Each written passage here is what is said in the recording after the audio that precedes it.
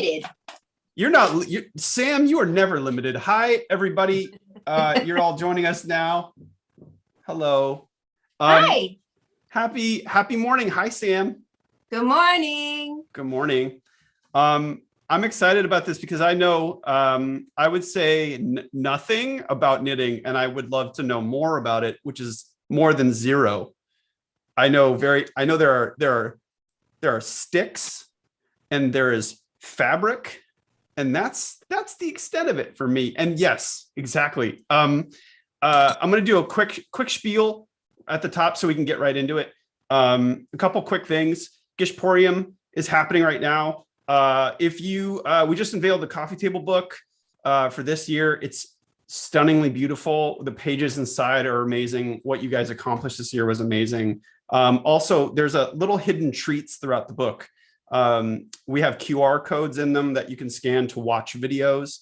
And there are also little magical prizes in there, including Misha's giving away 20 signed copies of his poetry book inside our coffee table book. So if you get that and you scan it and you find it in the book, you could randomly win.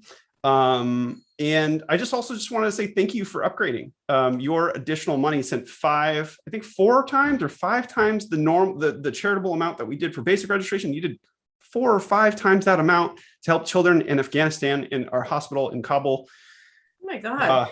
Yeah, it's Sam.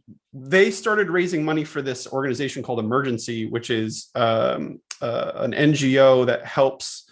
There's a hospital there in Kabul, and it was before the Taliban had retaken the area. So we had started fundraising for that, and then just days later, the Taliban came in. This hospital operates independently. They don't even have armored vehicles. The Taliban and the Afghans let it operate without interruption because they help war victims. So children can be supported no matter what. And they have an operating budget of about $200,000 a year to operate. And it's all Afghan nurses and doctors there. And thank God. I mean, thank you to all the Gishers for supporting that. Raised a ton of money. And everyone who upgraded here today is super awesome because they were also able to help even more. So thank you for that. Anyway, I just wanted to say thank you to that, and happy Sunday, and thank you for all being here. I'm so glad we're all here today. Sam, let's talk about you. Let's talk about you for a second. Yes, let's. How long have you been knitting for? My grandmother taught me when I was 9.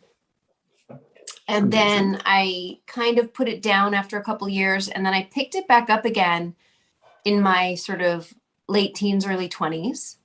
And I've been madly knitting ever since. And is it in terms of activity? I know I have activities that are like stress activities or relaxation activities. Like where does this fit into your life, knitting? Or is it maybe a habit? Is it like smoking? It's like a little habit you have, you can't stop.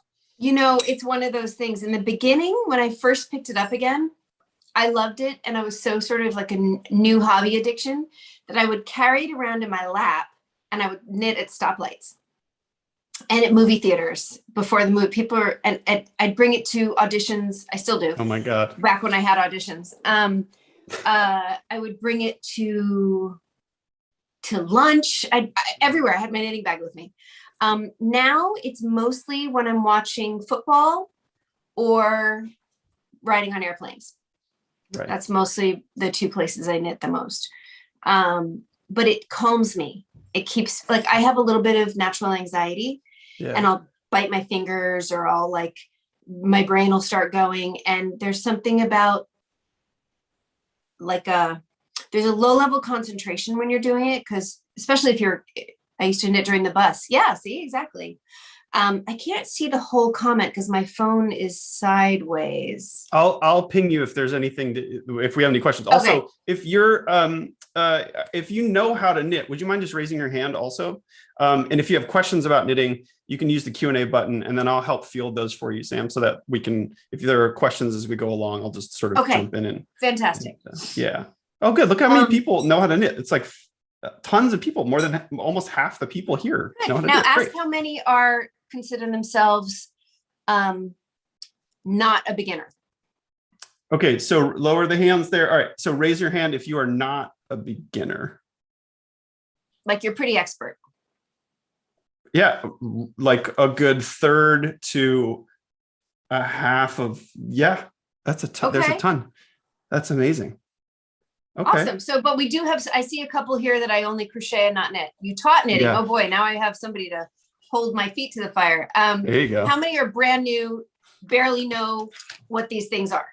Yeah. What are the, like me, what those look like you're going to stab? Oh, they're vampire teeth is what they are. Got it. Or very long Frankenstein bolts. Okay. Wow. So new people are the highest number. Got it. Okay. Okay, So great. new people, and then just a few experts as a smaller proportion out of the people who've done it before. Awesome. All right. Well, please hold me to task if I say something wrong. Yes. You'll in be the booted chat, yeah. immediately. Nope. People are, nope. They're gonna, yep. Someone started with GISH last year and they're knitting a scarf right now. So what kinds of things have you knit in the past, Sam? Everything. I've knitted everything from baby booties to blankets to sweaters to hats. What I tend to make the most are these little, I should grab a pair. They're just like basically mittens that stop here, no fingers, just a thumb hole, and they come to like here. And I put patterns and they just, I call them like wristies or smittens or some kind of, they're like an extension of your sleeve. And I love them so much. I wear them. I have ones I use for skiing. I have ones that don't have any thumb because they can't fit in my glove. I wear them all the time. I love them. And I give them as gifts. So, and I knitted clothes for my little dog. Oh man, that's so, oh, your dog is the cutest. Look, we've already got a couple of questions. Do you prefer metal or wood needles? It depends on the yarn. Okay. If a yarn is very soft and slippery, sometimes I prefer wood because otherwise they just slide right off the metal needles and I'm constantly having to recatch up my stitches. For wool or anything with like alpaca or anything like that, sometimes I prefer a slippery metal needle. They're really loud though when you're knitting. Yeah. Yeah. And that's annoying when you're watching football. So this is nicer. A little bit light, yeah. I don't use double pointed needles very often. I instead, when I'm making something circular, like a sock or a mitten or a sleeve warmer, wrist warmer, I'll use 4 double pointed needles. So instead of having a stopper on the end, you get 4 of them and they have, here's my needle bag. Oh man. Here we go. You ready? This is like the toolkit. Look at this. Whoa. Whoa.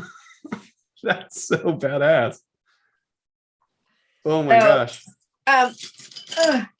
Here's what double pointed, it's heavy. Here's what double pointed needles look like. And so when you knit normally, you knit all these stitches onto this needle and then you turn it around and you knit back. And then you go back and forth. When it's on double pointed needles, you knit all of them onto this needle. And then you go to the next needle and knit those stitches on that needle. And you just keep going around and around and around. And I love it. Like you never have to turn around. It makes a perfect circle. It's just, I like it, but it's not the right thing for everything. So today we're just going to learn on regular needles. The basics of a knitting stitch. I meant to do a drawing. Like needles for beginners? Like just to like I would say when you're learning, you want to use fatter needles, which corresponds to fatter yarn. Thinner needles are generally for thinner yarn like this. Now, you can use a fatter needle with a thinner yarn. You're just going to get knit stitches that have big, like very airy, like a big open circle. And if you use thinner needles with a fatter yarn, it's going to be really crunched together and really thick, which maybe you want. So what I was going to show you was essentially knitting and crocheting both are the same thing. Crocheting does it with one needle, one stitch at a time. Knitting does it with a row of stitches at a time. So essentially, this is the stitch. This is how the yarn goes. Can you see that? Should I use a Sharpie? Yeah, maybe grab that Sharpie. So here's how a stitch goes. That is a stitch. It goes, imagine either the crochet hook or the needles in there. Now, the next stitch goes through and around, and you make a chain, okay? So kind of like that. Now, when you're crocheting, you're pulling one through at a time, and they lay flat across because you're going across one stitch at a time. When you're knitting, you're just holding a bunch of these in a row across a needle. So instead of knitting this way with it like a crochet hook, you're doing this and you're just building them on top of each other. So that's all you're doing. There are 2 knit stitches, frontwards and backwards, and that's it. Knitting is a front stitch, purling is backwards. And that's all you're doing. So when I show you how to put them on the needle, all you're doing is looping stitches together. So when you're looking at it, it looks like a bunch of knots, but once you see what's happening, you're like, oh, so if you drop a stitch, it's easier to use a crochet hook or another needle to pull them back together or whatever. So shall we begin? So I'll show you how to get this yarn onto the needle. Are there any other questions before I start? I don't think so. I think if someone has needles that are connected, will that work for this lesson is one? Totally. Those are circular needles. My circular needles in my other. Oh, you have another. Okay. That's, of course you do. Yes. Just for circulars. Essentially it's like this, but they're connected with some plastic or a piece of metal. And you can still go back and forth. You just don't slide them around. Just pretend they're not connected. Got it. And then, do you have a yarn you prefer or most like to knit with? Right now I have a yarn, this one. It's so soft. It's a little, I don't know if you can see, it's a little, see, it has like fuzz, which is not good for everything, because it gets in your eyelashes and whatever. But this one isn't too bad. It's got a lot of alpaca. I think it might be all alpaca. And what I like is it feels soft like cashmere, but it's a fraction of the price because cashmere is so spendy. This is all acrylic, which I have for example, I crocheted really quickly a seat size blanket for my back seat because my son would get cold when we were driving to school, so he sits on it. Or for my dog, or I crocheted a giant Afghan for my husband. So for those kinds of things, this thick alpaca is great. It's inexpensive. You can get it at Michael's. I think this whole ball was like $5 or something. Nice. Whereas this little ball of alpaca was like $12 or $13. So if you want to make a sweater out of, first of all, this is pretty thin yarn to knit a whole sweater. That would take a long time. But it would also cost you a lot because you would need 10 or 12 balls of this. That's $150, but you can. I mean, the whole point isn't just to save money. Knitting is not a hobby to save money. You're not knitting all your own clothes because it's cheaper than buying sweaters. That is not the case. For baby stuff, I knit with cotton usually, washable cotton, because there's some people are actually allergic to wool, and it can be itchy, and babies run hot. So cotton is nice for baby hats and for booties. Booties, by the way, are the cutest thing in the world. They're fun to make. They're hard because you have skinny yarn, and the needles are like a size 2. They're 2 or 3. They're like, they're this big. They're tiny. But babies kick them off in like 3 seconds flat, and then they're lost, and they have one. They're just gone. So they hate them. So they're more for decoration and to give something like, oh, and they're cute. It's the squee over. My little kids always had my babies always had really sweaty feet. So they were just like, I would constantly be pulling stuff off of their feet all the time. Yes. Or they would kick them off, and then you'd have one, and it'd be down the walkway somewhere. So yeah, any other questions before I start? No, I mean, there's other questions, but let's get started, and then we'll probably answer some of them and get into it. Yeah. Okay. So essentially what I want you to do is you're going to take the end of your yarn and something happened to my feed. Anyway, it's okay. So we're going to make the length, just to practice, make it about a yard. Take about a yard. And you're going to tie a little slip knot. Do you know how to slip knot? You just make a loop.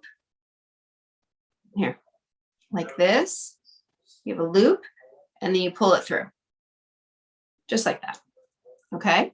So that's the very first knitting stitch. Congratulations. Now, you're going to take your needle, and if this is the free end, put the free end on your left. If you're right-handed, I don't know what to, I mean, if you're left-handed, I haven't done that math yet. But in any case, for now, we're going to put the loose end, the free end, on your left. So the loop is facing this way, and you're going to stick the needle right through. Ta-da. Don't pull it tight. It can be kind of loose. It shouldn't be super loose, but it's the knot should be right up against the needle with some room to slide. Okay. So now I'm going to turn my camera around so you can see what I'm doing. All right. So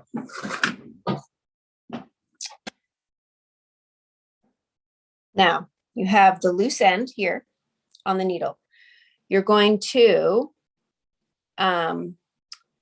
put your thumb over it and loop it around like this. And then take your index finger like that. Okay, so you're just holding the yarn like this. Is everyone caught up? It looks Thank you. like... I refinished that cabinet myself. Thank you very much. It was white when I bought it. Okay, so is everyone caught up? All right, now you're gonna take the point of the needle and you're gonna go under the thumb side. Hold on, how do I do this? Is that right? No, oh my God, hold on, I'm having a brain fart.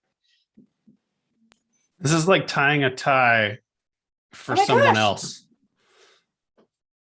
Oh, that's what's happening. Sorry, I got completely befuddled for a second. All right, so you're like this, you go under the thumb. You're gonna take this other string, wrap it around, and then put this back over. You've made a knit stitch, okay? So, are we back? Under the thumb,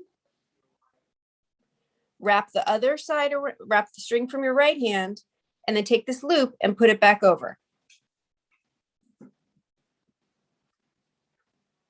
Yeah, Sam, can you show us one more time from the beginning? I'm gonna keep showing you. I'm gonna keep showing you. So thumb over this piece of yarn, pull it back.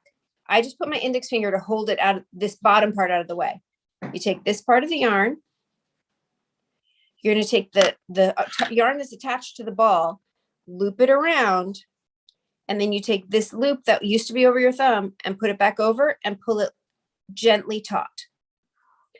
So, I mean, there's other ways that are easier to cast on. This is called casting on, but this way actually makes knitting stitches as opposed to just little knots.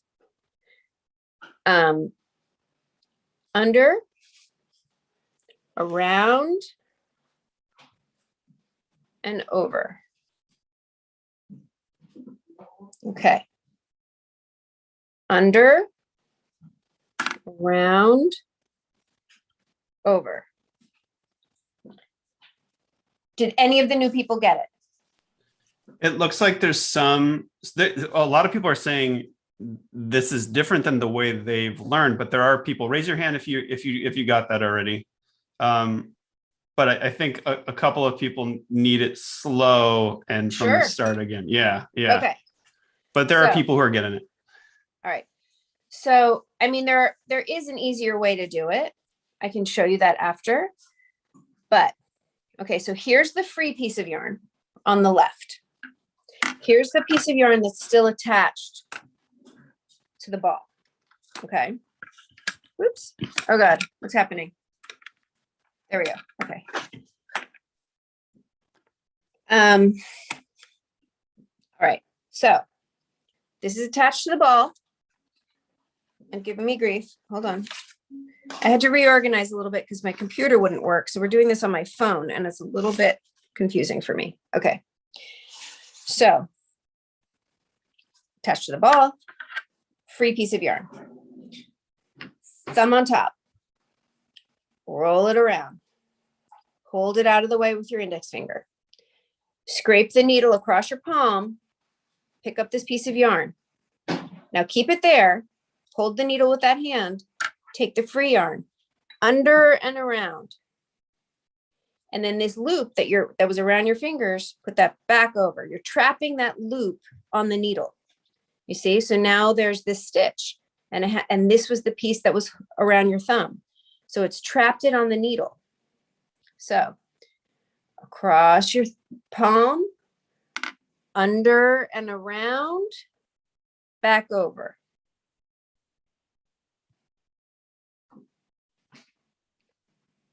Thumb over, around, across your palm, hold the needle, free hand. I mean, the other hand with the string attached to the ball of yarn. Under, around, switch hands, take this loop, back over, pull it loosely taut.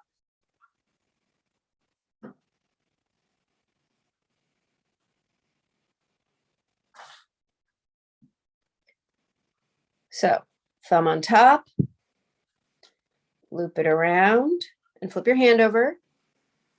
Keep this piece out of the way. Take the needle, scrape it across your palm, picking up the yarn. Leave it there. Other piece of yarn, under and around. Take this loop, back over the end, pull it loosely taut.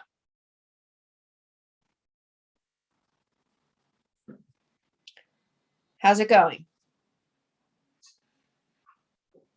People are getting it. I'm seeing first timers going, I'm getting it. There are a couple people still lost. Yay! Now, for the people who are lost, this video will be available. We're going to send you the link afterwards so that you can keep practicing. But for the people who are getting it now, well done. Keep going.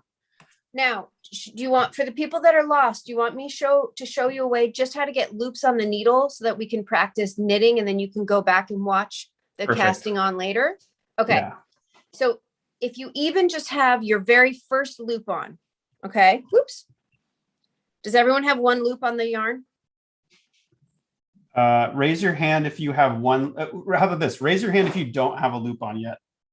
The original knot. Yeah, your first knot. Does anybody not have, like, whoever does not have that? Okay, it's a pretty low number of people who don't have that first knot, but if you want to do it one time, that's fine. Okay, all right, so here's the knot again.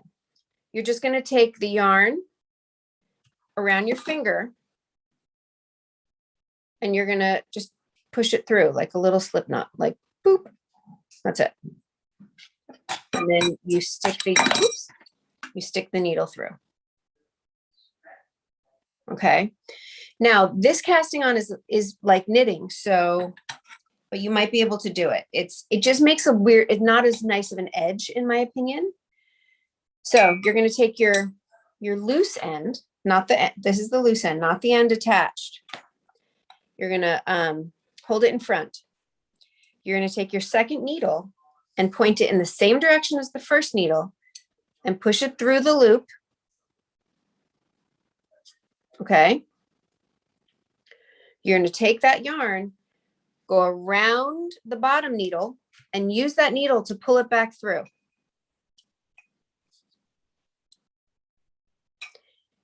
And then you're going to take that and put it over the end. I'm realizing this is not that much easier. Hold on. How did my grandmother teach me? I think she literally just looped yarn onto the needle. She took this because I was 9. So she's like, you take the yarn, you twist it and put it on there. You take the yarn, twist it and put that loop on there. That is what we should be doing for the beginners that can't do the casting on, because I like the other casting on better. The one I just showed you is actually also making knit stitches. So you take the yarn, twist it, make a loop, no knot, and just slide that loop over, pull it down. Anyone that didn't get the casting on, is this working for them?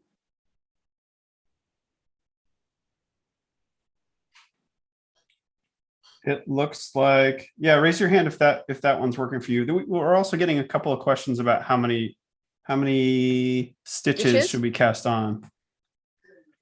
I think we should cast on maybe somewhere between 10 and 20 because we're just learning the stitches.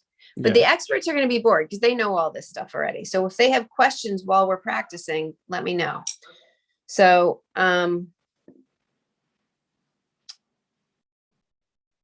okay, hold on.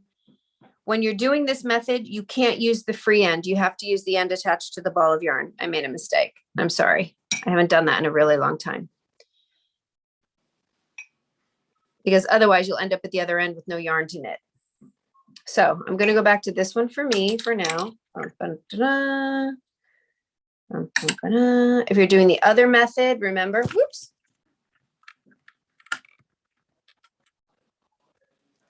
You take the yarn attached to the ball and you're just going to make a loop and slide it on. A loop and slide on, not the free side. I'm so sorry. You'll have to start over. In the meantime, I'm going to keep doing this.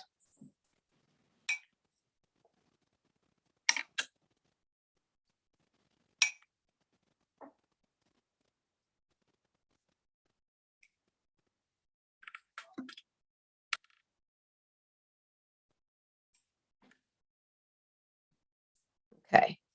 How many do I have? 7,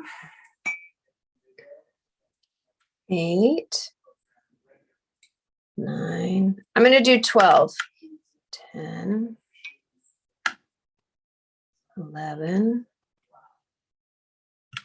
12. Okay. So now I have 12 stitches on my needle.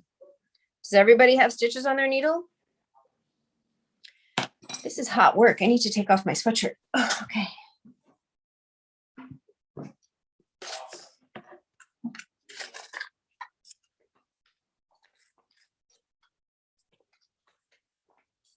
In the meantime, we're all doing this. I'll show you. Oh, this is a little ripped.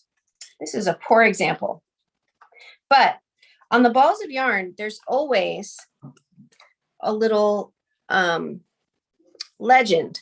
So this one has the knitting needles and a crochet hook, and it's saying that you want to use a number 13 or 9mm crochet hook for this yarn.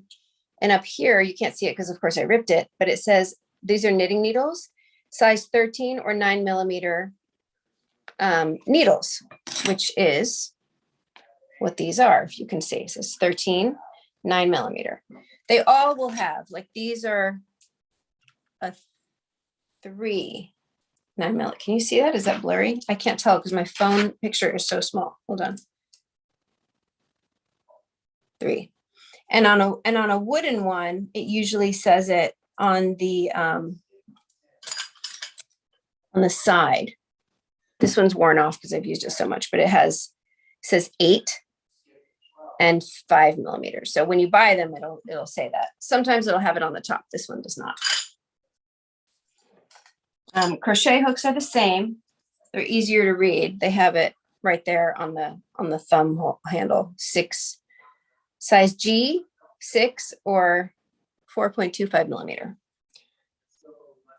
So, okay, how are we doing? Do we need more?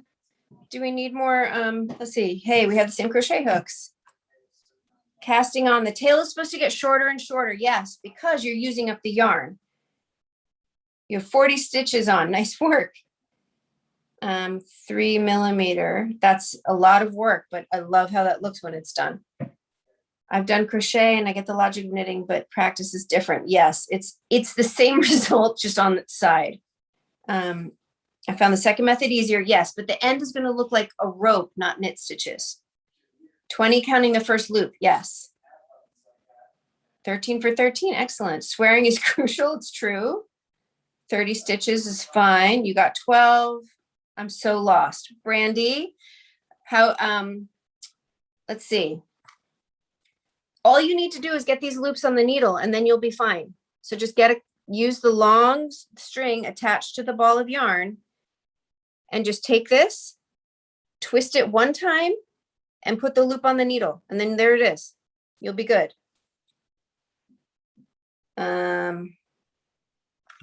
Let's see, anybody else?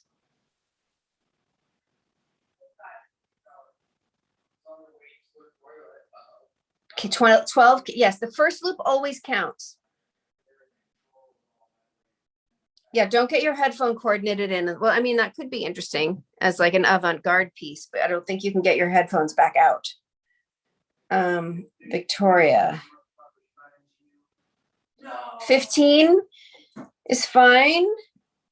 That's the traditional E-cast on. It's tight for most beginners. Yeah, here's the thing. tension, how tight you pull the yarn is a really, really big part of knitting. You never want to pull it tight.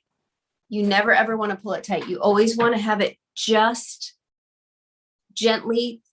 I have yarn fuzz floating everywhere. You just want it gently taut. So there's no like yanking it ever, because first of all, you won't be able to slide the stitches on the needle. And then it's very hard to keep the tension even as you do your rows.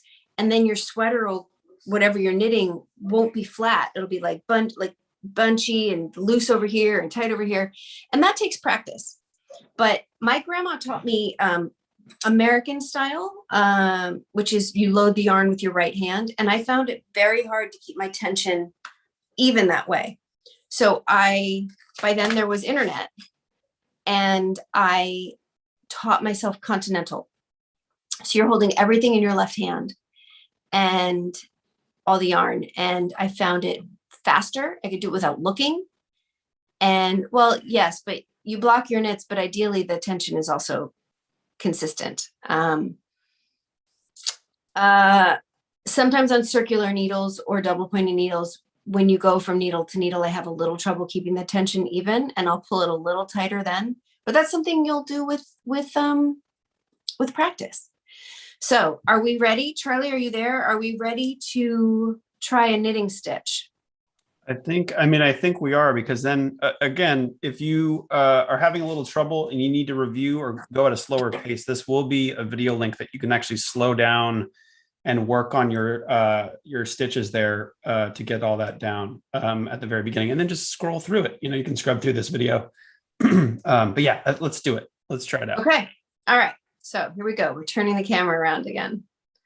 All right, here we go. You have 12 needles or whatever on your needle. 12 stitches, not 12 needles. 12 needles. Wow, that would be something. So you're taking the yarn that is attached to the ball, not the loose. The loose one just dangles. You don't need that anymore. This one. This is how I do my continental, because American, you take the points facing the same direction. You stick through the first loop. And just like we were doing on that other cast on, you take the yarn and you wrap it around, and you use the point of that needle to pull it through. So now you have a loop through a loop, and you slide it off. See, it's a loop. See right here? Here's one loop. Here's the new loop you made. Loop, loop, loop. Now you take the needle and put it through the next stitch.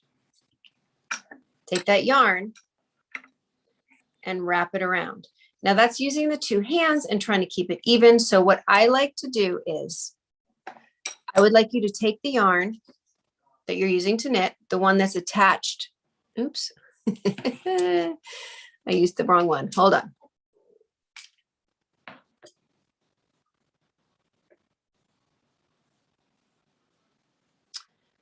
Can someone play some hold music, please? Yes. Hold on. Okay. I just got a little tangled up there.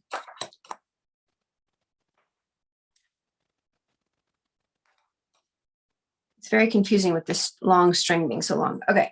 I don't normally have that because of the way I normally do it. Okay. So here we go. Got 2 stitches on. Now,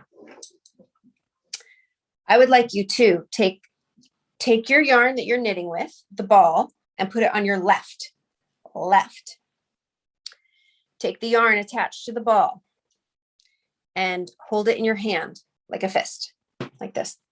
Grab it like this. Let go with everything except your middle finger and your thumb, and wrap it around your middle finger like this. And then wrap it again around your index finger. You see? And then hold that needle. Hold that needle with your left hand. Now your right hand is free for everything except this needle. So you're going to put the needle facing the same direction as the other one, pointing the same direction through the loop. You're going to like dip over here, and I use this finger to push it over and just pull it through. I'm going to do it again. I'm going to do it 50 times. Here. So I'm holding this here. This is holding the tension. It's not I'm not squeezing it, but it's holding it at a nice, so it's a straight line. There's no slack in it. Through the needle, push this over and pull it through and pull it off the needle. Okay. Holding the yarn through the loop, bring the yarn around, pull the loop back through, slide it off the needle. So essentially, This is can you magic. see This this? is dark magic. I don't understand.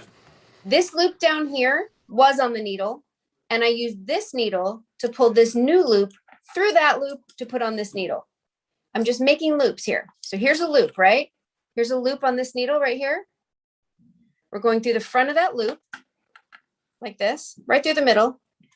We're wrapping this yarn around here just so we can use that point to pull the yarn through that loop and slide the old loop off onto the new needle. So now we've got two loops again. We're just making loops. Through this loop, grab the yarn, pull it through, slide it off. Through the loop, around, pull it through, slide it off. Should I just keep doing this, or do people have questions?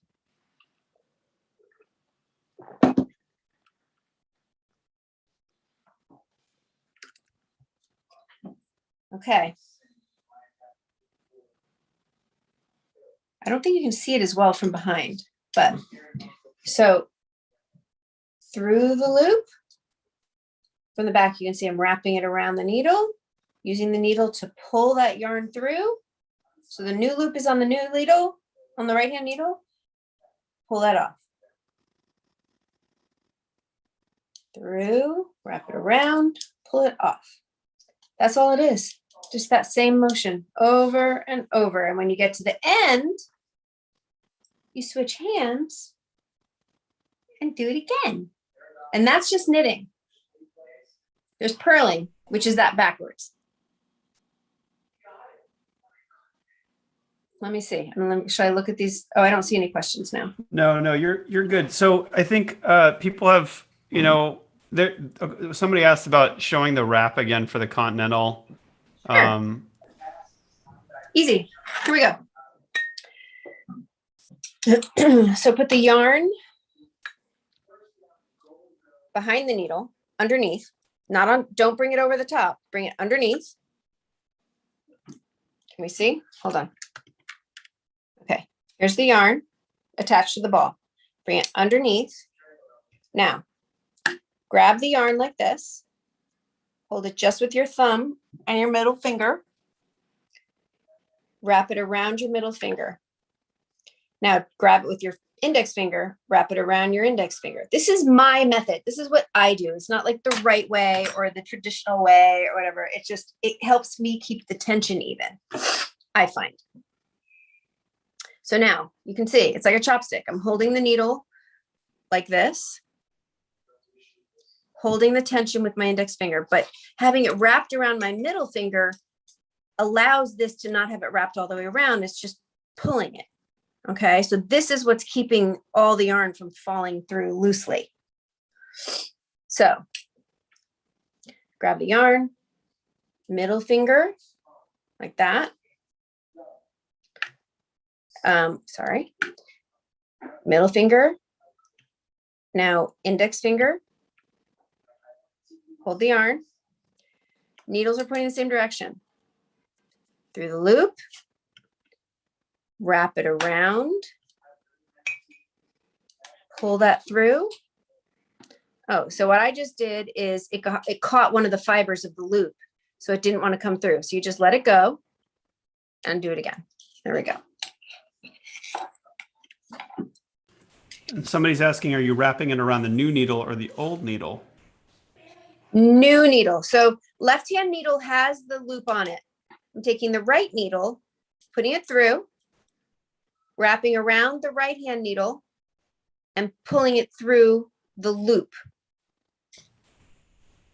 These are basically, so I could do this by hand if I could hold them all. So here's a loop, right? Here's a loop. Here's the new yarn. Here's the new yarn. Imagine I'm just taking this and pushing it through. You see how there's two loops there? I'm just using this needle to hold it.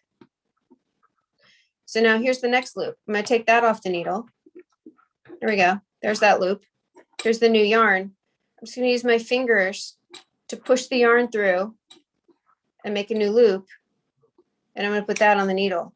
And essentially, I'm just using the needles to do the job for me, so I don't have to hold each one. There we go. Pulling the yarn through, putting it on the needle. So did that help anyone? Showing how I'm making the loops? Yeah, a couple of people just got it. And now we're getting, now that they're getting it more, they're asking, how do you save to drop stitch with a hook, with the hook? Oh, okay.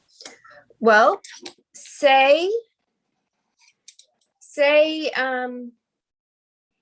okay, watch. So I'm going to drop the stitch on purpose. And then I'm going to keep going. I'm going to knit the rest of this row. And then what happens is I'm going to be knitting along. I'm going to turn it around. I'm going to get back to that stitch. Remember, the yarn goes under always, never over. You'll have it, it'll be twisted upside down. So we're going to go back over. And we're going to realize like, oh, wait. Oh, and this is the thing. You should count your stitches because that's how you usually realize you've dropped a stitch. You're like, why is there only 19? I'm going to get over here. I'm going to be like, oh, no, there's a drop stitch. So what I'm going to do is get a crochet hook.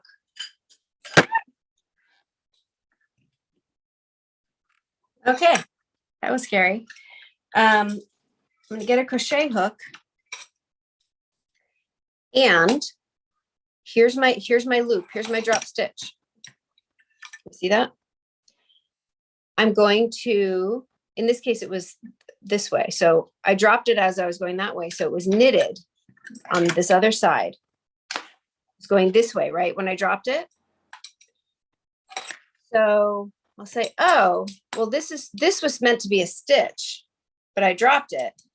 So I'm going to go through. You crocheters are going to like this.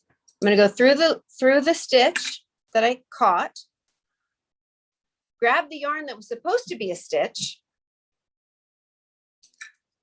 pull it through, and put that sucker back on the needle where it belongs. Ta-da.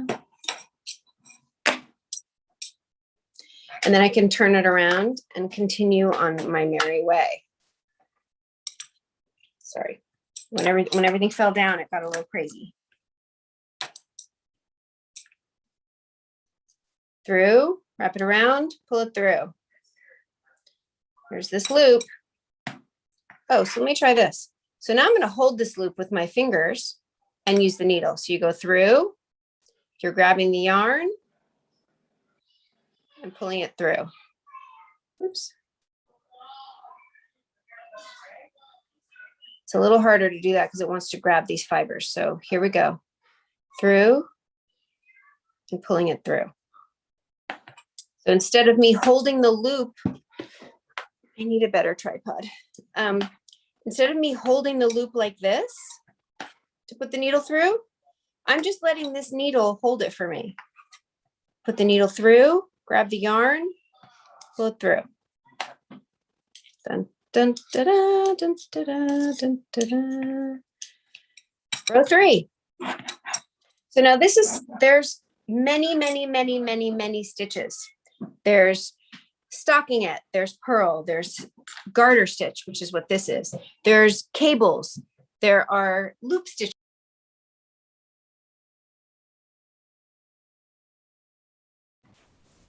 Did we lose? Nope. Wait. Oop. She's back. I don't know what happened. I think your video just cut out for a second. Well, my phone fell. There you are.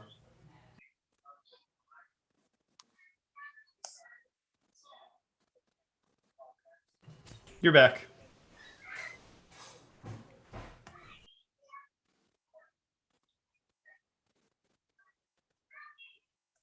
I don't know what happened. Charlie? No, you're good. You're back. We can see you now. Can you hear me? Yeah, can you hear us? Hello? Try again. Yeah. Oh, there you are. Oh my God. Well, I dropped my whole thing. And so oh my God. So, I don't know. I mean, it can be just a little bit tricky at first, and then you'll just be like, oh. But I mean, I know there were some knitting teachers out there that maybe have somebody dropped her whole thing.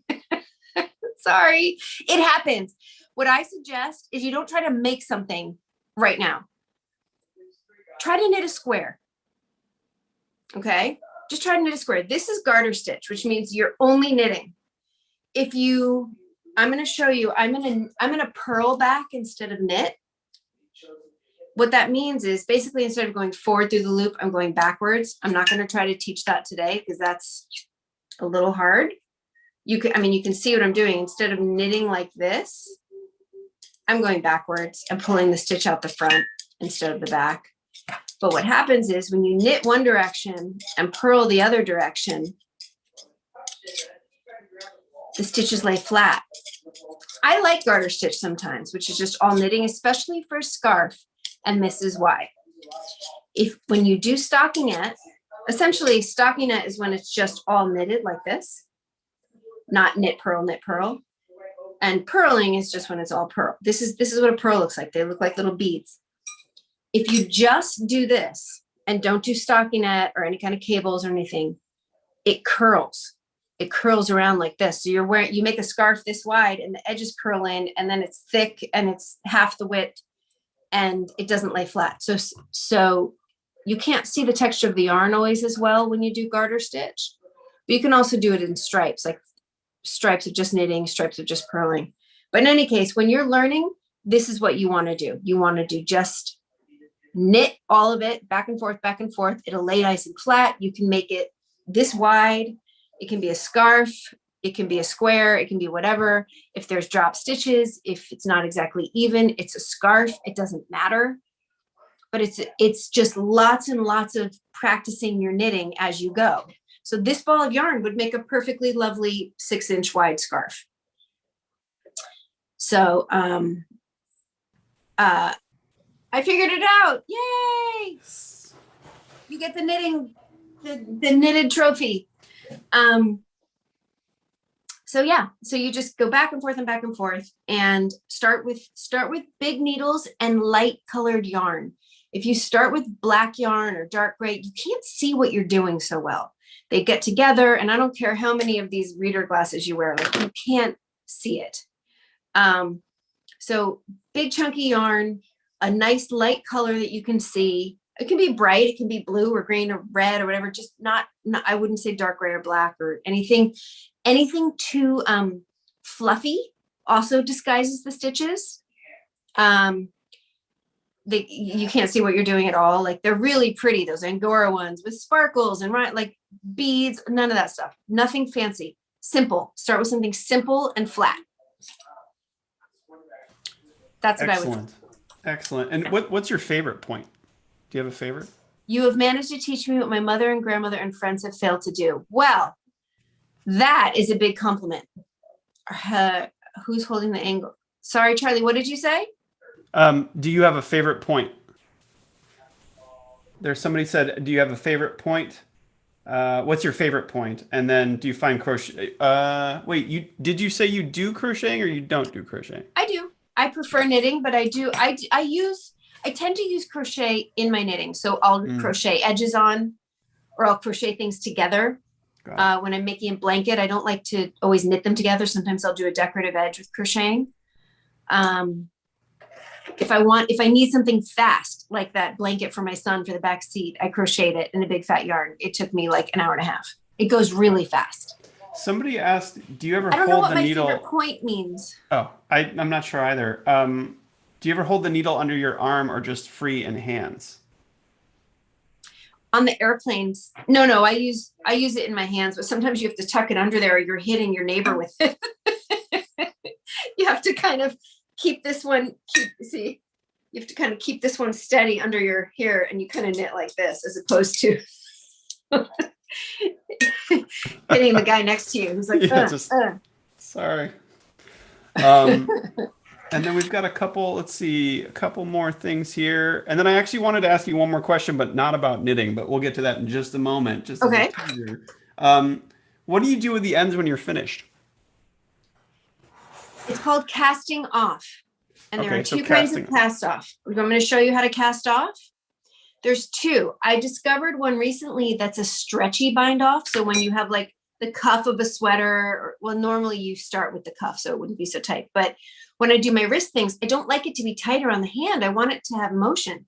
So you have to knit extra stitches in there. But first, I'm just going to show you how to get the thing off the needle.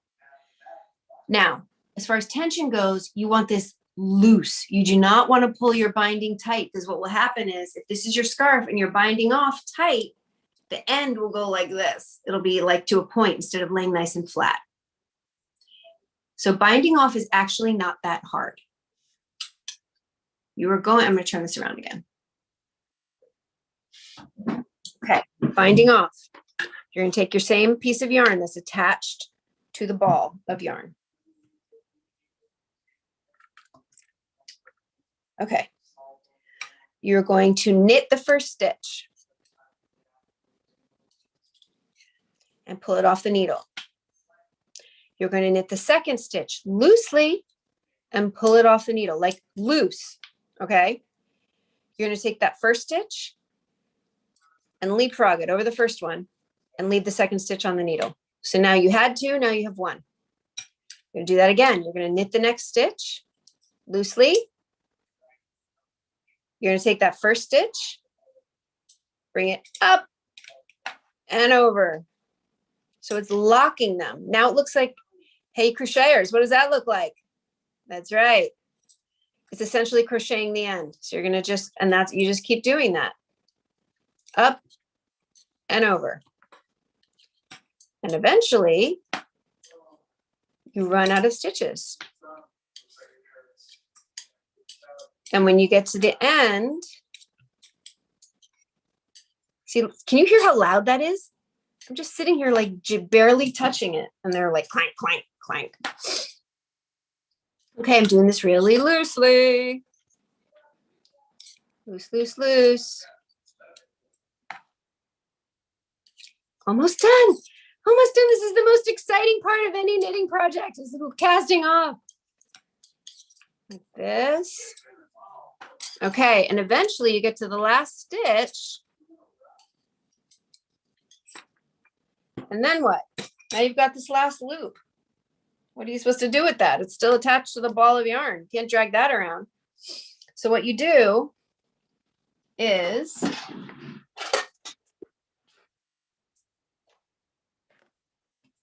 you cut it with about 6 inches.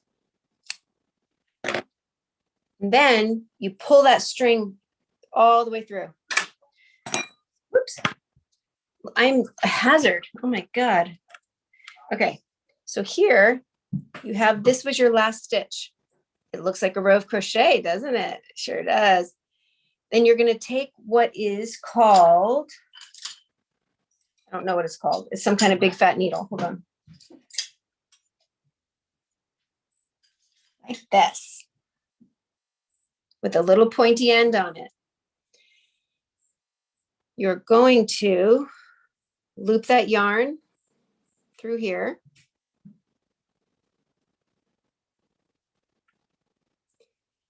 And you will just follow the stitches. You will sew it through. Can you see how this stitch goes here, through there, and back up? Just follow that piece of yarn. Follow it through. You don't have to knot it. It's not going to come undone. You do like 3 or 4 stitches loosely, just following that yarn. Ideally on the back side, so you don't have double thick stitches on the front. Dun, dun, dun. Can you see what I'm doing? Just following that piece of yarn. Dun, dun, dun. And And then I kind of tuck it in like this, just kind of go through the yarn. And then I will snip it right there.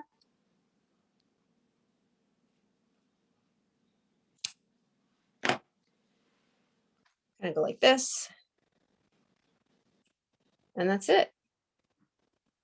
You would do the same thing with the original tail, just weave it through a little bit. But that one's knotted, so it's not going to go anywhere. And that's it. Now I have a little tiny Barbie scarf. Barbie scarf. That's so awesome. Sam, this has been awesome. I hope I helped. Honestly, people are. If you have some questions, send them to me on Twitter. If I see them, I will be happy to answer.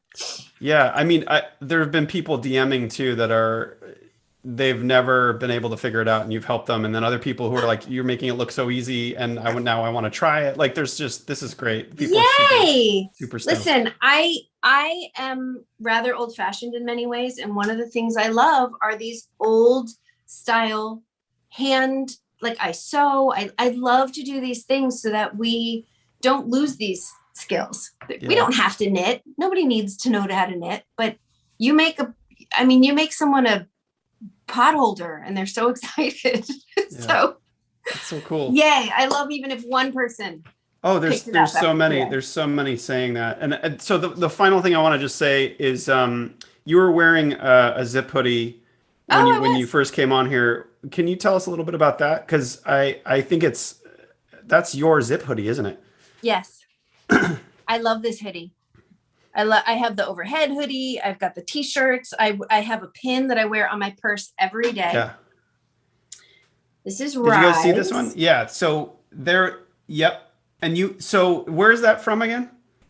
So Rise was the t-shirt campaign I did with Stans. The original one had to have been 3 or 4 years ago. Stans. Ooh, okay. I know. Sorry, the S word. Sorry. So what does it benefit? Well, originally it was all just benefiting women in need of starting over, whether it was after domestic abuse, after incarceration, after serious illness, after homelessness. There are many things that in general are harder for women they're always hard for men and women, but women often have a child involved or have other self-safety issues or whatever. So sometimes it's harder. So there was a foundation in Chicago called the Chicago Foundation for Women that helped women in all of these areas start over. And that was and I thought it was apropos to Mary, who had to start over, and myself after my first cancer diagnosis over 13 years ago, to rise, to start over. And then last year we sort of did a reboot, another rising of the Phoenix. That's right. It's pink. It's pink and silver, right? Pink and silver, specifically for women and breast cancer. So the Chicago Foundation for Women is essentially a charity that disperses money to other charities. They don't have their own thing per se. And one of the organizations they sponsor the most or strongly is called Equal Hope, and they provide screenings and tests and treatment, and then childcare and all these other things for women specifically dealing with women's cancers in the Chicago area, where, by the way, the disparity between white women and Black women, the death rate was something like you take the survival rate, the death rate of women with the same exact diagnosis, the same exact disease. If 30% of white women were dying, it was like 74% of Black women for no reason. Wow. So they have decreased that disparity by like 40% or 50%. These numbers are hard for me, but they've made an invaluable, like an unbelievable difference. So amazing. Moderator, can you put that link to the hoodie in the chat here? This is an important issue. I love this hoodie. So we all need to rise, whether it's from something as serious as like a near-death cancer treatment, or even just leaving a bad relationship, or getting a new job, or it's making me tearful. Just it's so scary to start over. And in any capacity. And when you have support, it's you know, we just all need the courage because we can all do it. Yeah. Well, So thank they you for mean a giving lot to people me. courage and helping people in need. You're an incredible human being, and we're just so thankful for you. And thank you for teaching us knitting today and all that you do. And give everyone my love in that house over there. Likewise, likewise, we miss you. Thank Yeah, you. I miss you too. I am in awe of the ASL translator. I'm like, I want to learn that. I'm like, that's like saying, Tanisa. I feel like learning Russian. Like, it's really not easy. Yeah, and you know that's a temperature weave in the back there. So that's each day. The temperature for that day is marked by a color. I'm probably butchering that, but she wove it. So Wow. Like on a loom? that's a good. It's knitted. Oh. It's knitted. How do I you say am a knit in noob. sign language? Yeah, how do you say knit? Oh, it's yeah. This I remember. That's right. This A lot like, yeah, Yeah. I love it. Who is this Awesome. dog? What's that? There's a Zoom. Is it? Oh, is the dog the Zoom dog just from Zoom? It's a Yes, cute little like white fluffy dog. That is Kristen, our moderator. That is Pixel, Kristen's dog. Oh, okay. Yeah. I like him. Yeah. All right. Can I go Thank back you. and see all these comments, Charlie? Yeah, so we're going to send out, we'll send some of the questions and comments over to you too if you want to put anything out, but we're going to be following up with an email to a link to this video, and there's going to be, so you'll be able to watch it in real time and on your own time. And then, you know, if you have any questions, like Sam said, make sure you send them on Twitter. And if she sees them, or if your mentions get pretty jumbled up occasionally, a lot. I may miss something, and I apologize. May miss some in things, advance. but she'll do her best there. But thank you, Sam. I feel like we may. I mean, people have been asking if I would do what's it called when they do like Jason and Rob? They do concerts. What's that called? The the Saturday. Wait, you mean the Stage It? Yeah, Stage It. Yes. That's the one. Yeah. I might be able to do follow-up lessons on there. That's a great idea. You're such a good teacher. I now want to try knitting after watching this because I'm like, I was this worried. could be like a I was little worried meditative. that people that were teaching were like, this isn't how you teach knitting. I don't know. I've never No. tried teaching it. Well, I love it too because there's we did a Photoshop class with Riley Santangelo, and people were like, that's not how I do it. I do it this way. And there's interpretations and there's all these like arsenal of tricks for each of these things and these sort of crafts. Right. It's always We all cool to go see how for people do shortcuts. things. Yeah.